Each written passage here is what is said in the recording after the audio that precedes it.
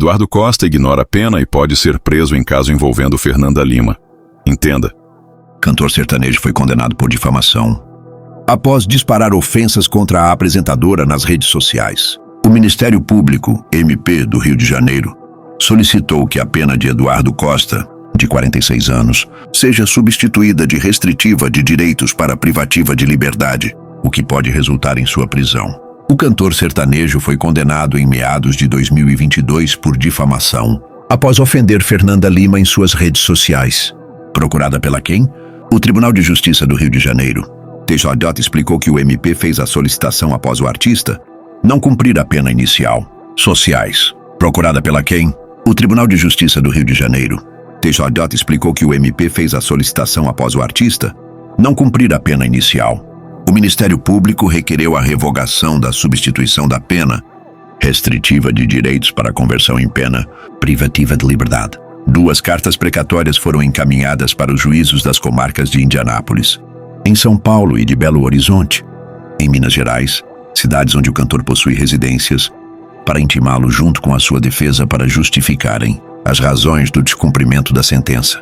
Até agora, nem o sertanejo nem seus advogados se apresentaram, informou o TJJ em nota. Inicialmente, Eduardo foi condenado a uma pena restritiva de direitos, que ao invés de encarcerar a pessoa, limita ou restringe seus direitos. Essa pena alternativa envolve prestação pecuniária, pagamento de uma quantia em dinheiro, perda de bens e valores, limitação de fim de semana, prestação de serviços à comunidade e interdição temporária de direitos. Já a pena privativa de liberdade, também conhecida como pena de prisão, pode limitar o direito de ir e vir do condenado por um determinado período. Nesse caso, existem 2 tipos: reclusão, que é aplicada a crimes mais graves, como homicídio, roubo e tráfico de drogas, e detenção, aplicada a crimes de menor gravidade. Os regimes de cumprimento podem ser fechados, semiaberto e aberto.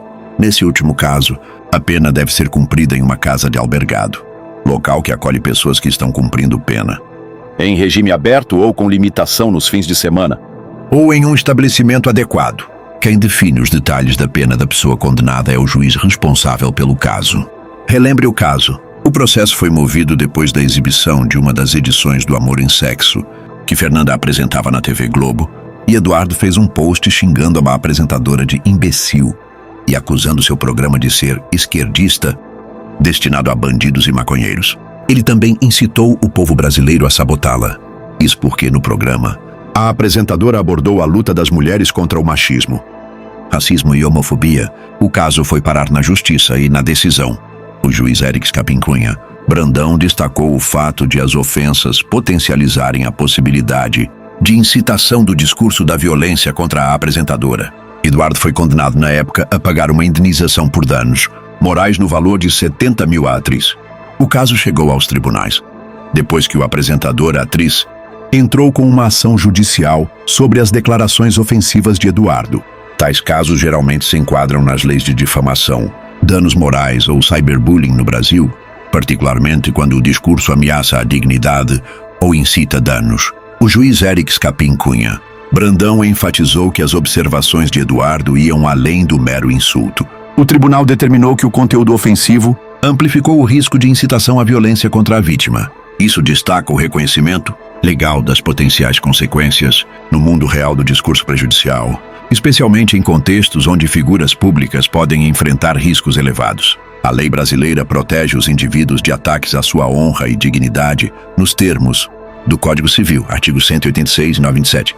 Além disso, o Marco Civil da Internet, quadro de direitos civis para a internet, responsabiliza os indivíduos por abuso online.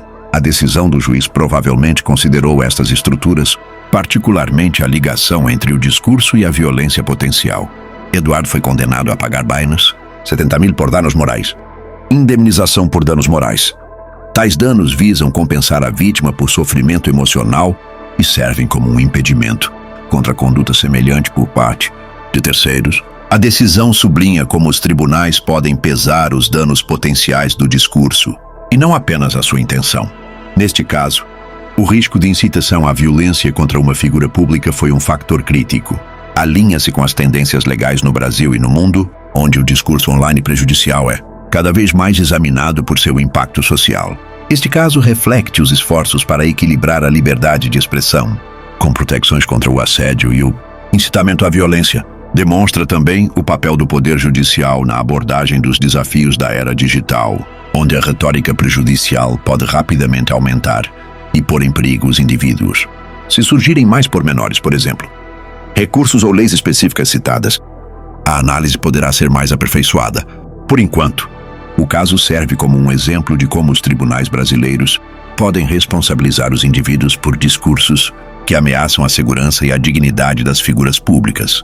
A condenação de Eduardo ao pagamento de R$ 70 mil por danos morais. A apresentadora atriz, sob a decisão do juiz Erix Capim Cunha Brandão, reflete nuances complexas do ordenamento jurídico brasileiro, dos desafios da era digital e das tensões entre liberdade de expressão e proteção à dignidade humana. Para compreender a profundidade do caso, é essencial explorar múltiplas camadas: o marco legal, o contexto social de violência online, a jurisprudência em danos morais e os diálogos com direitos humanos internacionais. O caso está fundamentado em 3 pilares do direito brasileiro. Constituição Federal, artigo 5º. Garante a inviolabilidade da intimidade, honra e imagem, assegurando o direito à reparação por danos materiais ou morais. Código Civil, art. 186, 927. Define ato ilícito como qualquer ação que viole direitos e cause dano a outrem, impondo ao infrator a obrigação de reparação.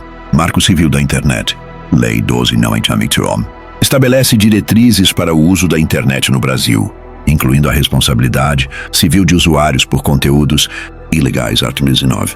A decisão do juiz Brandão alinha-se ao entendimento de que discursos ofensivos ultrapassam a mera opinião quando geram riscos concretos, como incitação à violência.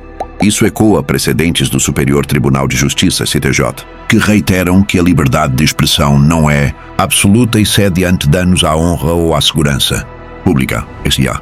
Arrest 12973-41 SP. A liberdade de expressão, prevista no artigo 5º 9 da Constituição, é um direito fundamental, mas colide com outras garantias quando se transforma em veículo de ataques. No caso analisado, o juiz destacou que as ofensas não foram meras críticas, mas potencializaram a possibilidade de incitação à violência, enquadrando-as em uma categoria mais grave: discurso de ódio, hate speech, reconhecido globalmente como uma exceção à liberdade de expressão. No Brasil, embora não haja lei específica, enquadra-se em crimes como injúria racial, Lei 776/89, ou ameaça, art. 147 do Código Penal. Incitamento à violência. A jurisprudência brasileira, seguindo parâmetros internacionais, isso um Pacto de São José da Costa Rica, entende que discursos que estimulam agressões físicas ou morais são passíveis de punição, mesmo sem violência materializada. A decisão reforça que o contexto e o alcance das palavras importam. Em um país com altos índices de feminicídio e violência contra mulheres, segundo o Fórum Brasileiro de Segurança Pública, 1.039 feminicídios em 2022, discursos misóginos ou ameaçadores ganham dimensão social perigosa. A indenização de 70 mil pode parecer elevada, mas segue critérios estabelecidos pelo STJ para danos morais. Gravidade da ofensa. Ofensas públicas que expõem a vítima ao ódio ou ridículo são consideradas agravantes. Condição socioeconômica do ofensor. Busca-se que o valor seja dissuasório, evitando a banalização de ataques. Impacto na vítima. Se a ofensa afetou a vida profissional ou psicológica da apresentadora, o valor reflete essa dimensão. No Brasil, danos morais não são enriquecimento ilícito, mas compensação por sofrimento imensurável. Em casos de figuras públicas como artistas, a exposição amplifica o dano, já que a reputação é um ativo profissional crítico. O caso não é isolado. Dados da SaferNet Brasil mostram que, em 2022, 72% das vítimas de violência online no país eram mulheres, muitas atacadas por misoginia ou perseguição política. A Lei Cadunter em 2021, que criminaliza a divulgação de cenas de estupro e pornografia não consensual, é um avanço, mas a cultura de impunidade ainda persiste. A condenação de Eduardo sinaliza uma guinada.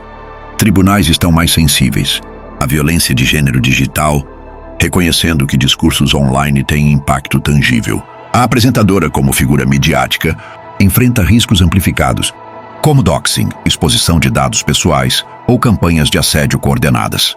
A decisão dialoga com tendências globais. Na Alemanha, a lei de aplicação da rede, NetzDG, pune discursos de ódio com multas de até os 50 milhões tais.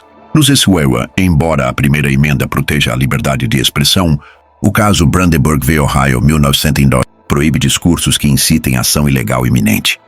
No sistema interamericano, a Corte IDEA já condenou o Brasil por negligência em casos de violência contra comunicadoras. Caso Campos Dutra versus Brasil, 2021, reforçando o dever do Estado de proteger mulheres de ataques misóginos. A decisão do juiz Brandão alinha-se, portanto, a obrigações internacionais. Liberdade de expressão versus censura. Críticos argumentam que punições a opiniões subjetivas podem criar um efeito resfriamento no debate público. Critério para definir incitação.